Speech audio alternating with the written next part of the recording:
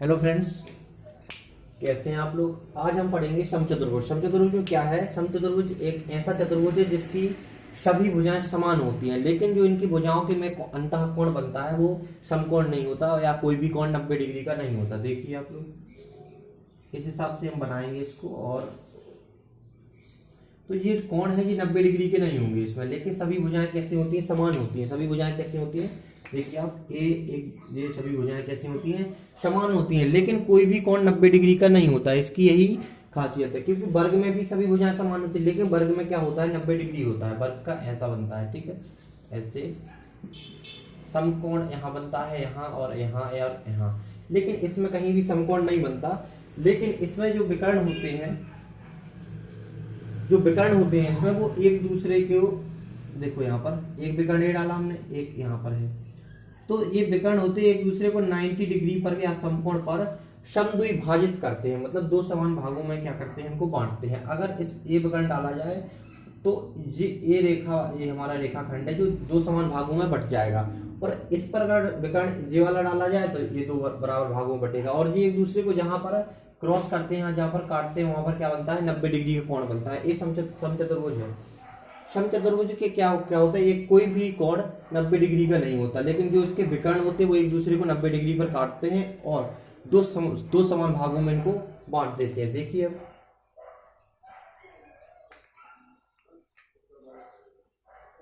अब यहाँ पर समचतुर्भुज का हम क्षेत्रफल कैसे निकालते हैं वो हम आपको बताते हैं। देखिए, समचतुर्भुज का क्षेत्रफल का होता है फॉर्मूला, देखो, जैसे इसको ए मानो, इसको बी, इसको सी और इसको डी। तो हमारा जो एक विकर्ण हो जाए, विकर्ण कौन कौन सा है? एक हमारा ए और सी हो गया, एक विकर्ण क्या हो गया? ए सी। एक क्या हमारा विकर्ण ए सी हो जाएगा, और एक हमारा विकर्ण है बी डी, बी से डी।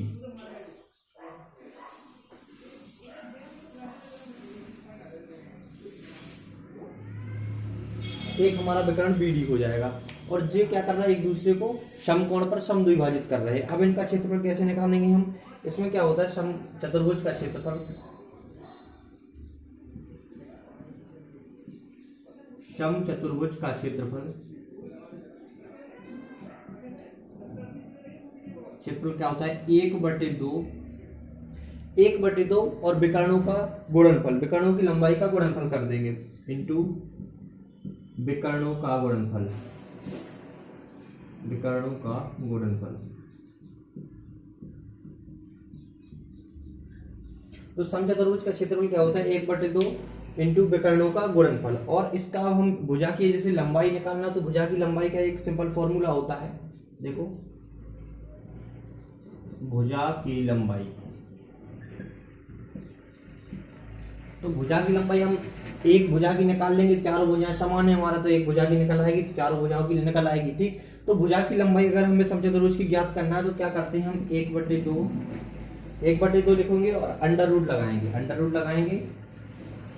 जो पहला विकर्ण है इसको मान के चलते हैं हम, ये पहला विकर्ण क्या है? AC है पहला विकर्ण हमारा, ठीक है। और दूसरा विकर्ण BD। तो हम क्या करते हैं? विकर्णों का स्क्वायर करते हैं, जोड़ देते हैं इनको। क्या करते हैं? पहला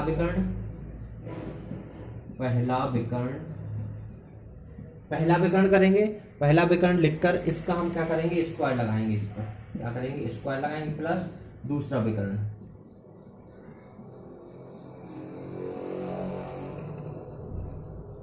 पहला विकर्ण, ठीक, पहला विकर्ण का स्क्वायर प्लस दूसरा विकर्ण का अंडर रूट में, और 1/2 का 1/2 का मल्टीप्लाई भी हो रहा है इसमें, ठीक है।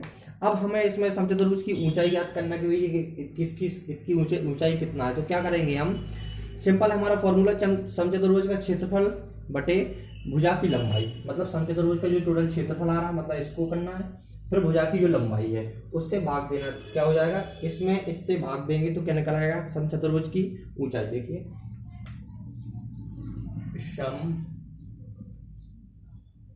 समचतुर्भुज की ऊंचाई क्या करेंगे हम? इसकी समचतुर्भुज का क्षेत्रफल अपॉन भुजा की लंबाई। जैसे हम अभी समचतुर्भुज का ऊंचाई कैसे ज्ञात करेंगे हमने बताया। समचतुर्भुज का क्षेत्रफल लिखेंगे, फिर अपॉन में भुजा की लंबाई। तो इसमें क्या करेंगे हम? देखिए,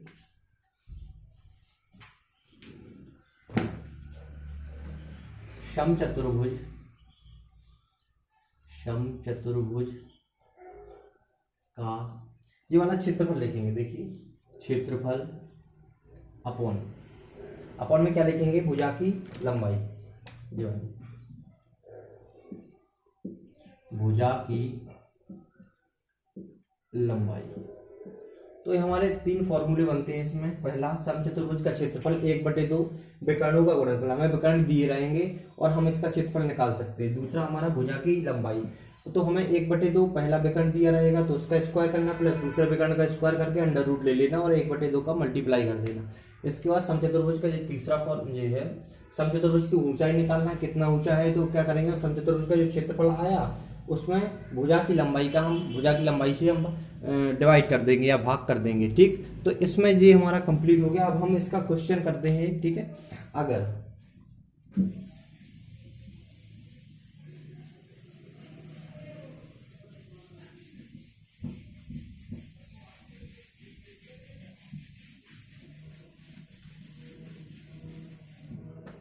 इसका क्वेश्चन करते हैं, अगर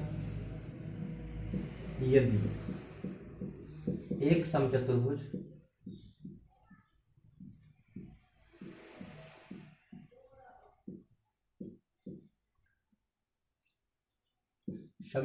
के विकर्ण क्रमशः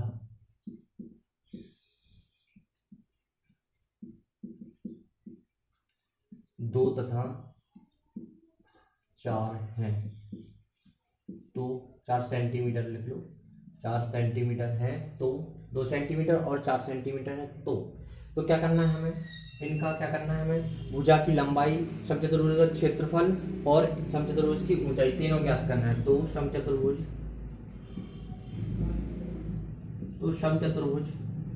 का क्षेत्रफल तथा भुजा की लंबाई। तो समचतुर्भुज का हमें क्षेत्रफल ज्ञात करना है, भुजा की लंबाई ज्ञात करना है और भुजा की लंबाई के बाद समचतुर्भुज की ऊंचाई तथा समचतुर्भुज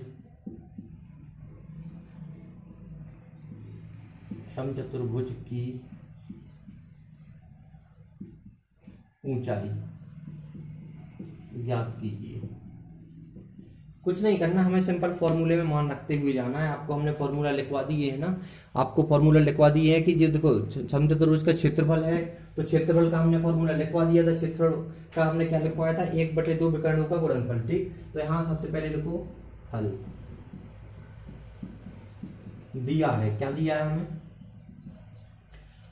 विकर्णों की विकर्ण क्या है हमें, विकर्णों की लंबाई दी गई है। तो पहला विकर्ण यहाँ लिखेंगे हम, पहला विकर्ण क्या आएगा, पहला विकर्ण हमारा 2 सेंटीमीटर। ठीक, दूसरा विकर्ण कितना हमारा 4 सेंटीमीटर। तो पहला विकर्ण 2 सेंटीमीटर, दूसरा विकर्ण 4 सेंटीमीटर है। कुछ भी निकालो विकर्ण से तो हमारा निकलेगा ही। तो हम सबसे पहले क्या बनाएंगे, एक चित्र बनाएंगे यहाँ पर, देखो इस टाइप का, कि कोई भी कोण 90 डिग्री का ना हो। ठीक, कोई भी कोण 90 डिग्री का ना हो। देखो 90 से कम लग रहा है सब। ठीक, अब देखो यहाँ पर देखो या ज्यादा, ठीक है, यहाँ पर देखो तो हम एक विकर्ण ए मानते हैं, यहाँ पर ए बी सी और डी। तो एक विकर्ण हमारा हो गया AC हो गया, दूसरा हमारा BD हो गया। तो इसको मानो क्या, इसको मानो AC। ठीक, इसको AC मानो और इसको BD मानो, एक को BD मानो। ठीक है, तो पहला विकर्ण AC हो गया, दूसरा विकर्ण हमारा BD हो गया। अब हम निकालेंगे क्या, समचतुर्भुज का क्षेत्रफल।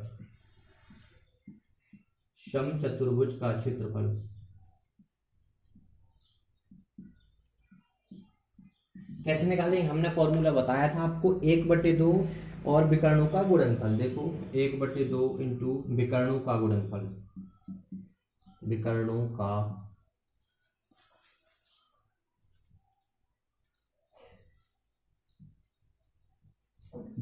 गुणनफल क्या होगा, पहला विकर्ण इंटू दूसरा विकर्ण।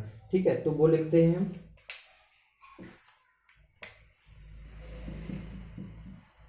पहला विकर्ण कितना हमारा 2। ठीक, दूसरा विकर्ण कितना है 4। हो गया, 2 से 2 कैंसिल होगा तो आएगा कितना, 4 सेंटीमीटर स्क्वायर आएगा, क्योंकि यहाँ पर क्षेत्रफल निकाल रहे हैं हम, क्षेत्रफल निकाल रहे हैं तो क्या आएगा, वर्ग में आंसर आएगा, ठीक है, 4 सेंटीमीटर स्क्वायर या 4 वर्ग सेंटीमीटर, ठीक है। तो 1/2 इंटू विकर्णों का गुणनफल, विकर्णों का गुणनफल हमने करते तो 2 से 2 कैंसिल, या फिर ऐसे कर सकते, इसको 8 लिख सकते टोटल करके, फिर 2 का भाग दे तब भी 4 ही आता, ठीक है। तो ये हमारा क्या हो गया,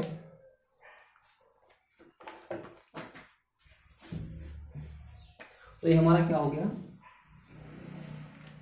समचतुर्भुज का क्षेत्रफल तो निकाल लिया हमने, ये तो हमारा सही हो गया, ठीक, जो क्षेत्रफल निकाल लिया। अब हमें निकालना है भुजा की लंबाई। भुजा की लंबाई के लिए हमने आपको बताया था 1/2 पहला विकर्ण का स्क्वायर प्लस दूसरे विकर्ण का स्क्वायर, यही बताया था ना हमने आपको। देखो यहाँ पर भुजा की लंबाई,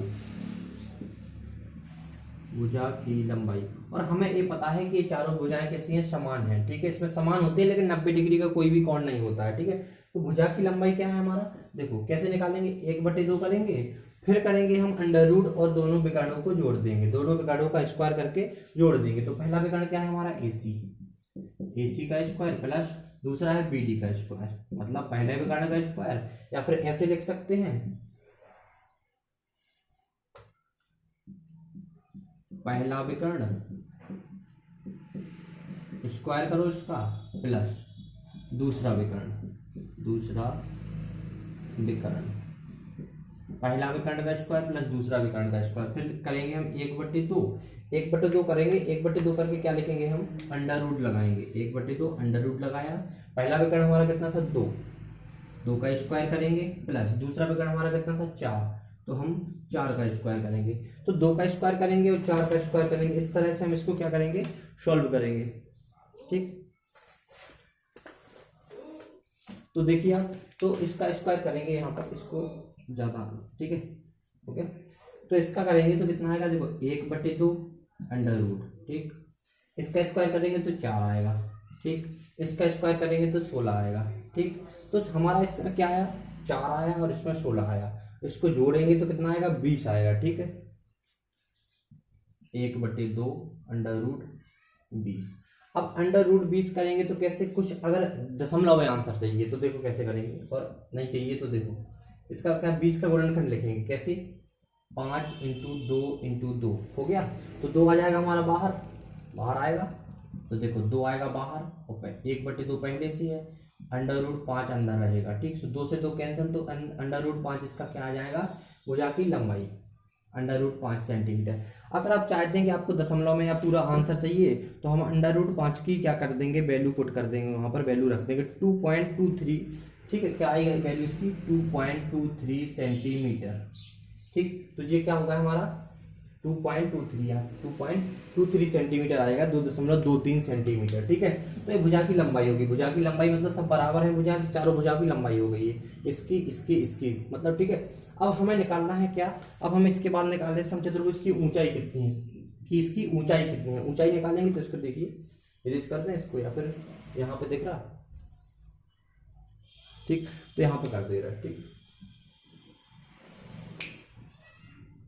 तो समचतुर्भुज की ऊंचाई निकालेंगे तो क्या करेंगे, समचतुर्भुज की ऊंचाई बराबर क्या बताया था हमने, क्षेत्रफल में भुजा की लंबाई का हम भाग दे देंगे, तो क्या करेंगे, समचतुर्भुज का क्षेत्रफल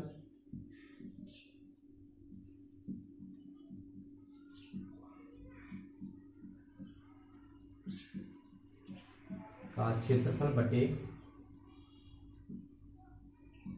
भुजा की लंबाई। अब हमें भुजा की लंबाई भी मिल गई, हमें क्षेत्रफल भी मिल गया, तो हम क्या करेंगे, हम क्षेत्रफल में किसका भाग दे देंगे, 2.23 का, ठीक है। तो कितना आएगा हमारा, देखो 4 बटे रेड मार्कर से ब्लैक, ये होता है, दिख रहा है यहाँ पर, दिख रहा, हाँ दिख रहा, देखो यहाँ पर समचतुर्भुज का क्षेत्रफल और भुजा की लंबाई लिखेंगे। समचतुर्भुज का क्षेत्रफल कितना आएगा हमारा, देखो कितना आया, 4 सेंटीमीटर आया, यही निकाला था हमने, विकर्णों का गुणनफल कर किया था, हमने फॉर्मूला लिखवाया था कि 1/2 विकर्णों का गुणनफल और भुजा की लंबाई निकालना, तो 1/2 पहला विकर्ण का स्क्वायर प्लस दूसरा विकर्ण, तो हमने इस हिसाब से किया था 4, तो ये 4 आए थे, 16 20 अंडर रूट 5 और 2 कट गया, तो रूट 5 का मान है 2.23। अब हम लिखेंगे क्या यहाँ पर, भुजा का क्षेत्रफल, क्योंकि हम क्या निकाल रहे हैं, समचतुर्भुज की ऊंचाई निकाल रहे हैं, तो भुजा समचतुर्भुज का क्षेत्रफल अपन भुजा की लंबाई, भुजा की लंबाई 2.23 सेंटीमीटर, पता है कि एक इसकी 2.23 सेंटीमीटर, इसकी भी, क्योंकि चारों भुजा समान है, तो हमने एक भुजा की लंबाई निकाल ली, चारों की हमें पता चल गई, क्योंकि चारों क्या है, एक समान है। ठीक, अब है समचतुर्भुज का क्षेत्रफल, क्षेत्रफल का क्या है मान, 4 सेंटीमीटर में है। अब इसका मान है 2.23, तो हम इसको 2.23 है, तो हम क्या करेंगे, इसको 2.26 आ रहा था, ठीक है, लेकिन 2.23 लिख लिया था, हम इसका कर देंगे 2.23 भाग कर देंगे, तो कितना आएगा हमारा 1.79, 1.7937, लेकिन यहाँ पर हम 1.8 लिख सकते हैं, क्योंकि 1 यहाँ इतना कर लो, 1.8 सीधा सीधा लिखते सेंटीमीटर, तो हमारा क्या आ गया है, समचतुर्भुज की ऊंचाई कितना आ गया, 1.8 सेंटीमीटर। ये आपका हो गया सॉल्व। ठीक, थैंक यू। अब हम समलंब चतुर्भुज नेक्स्ट क्लास में, या इसके बाद जस्ट लेक्चर होगा जो भी, उसमें समलंब चतुर्भुज को बताएंगे। Thank you.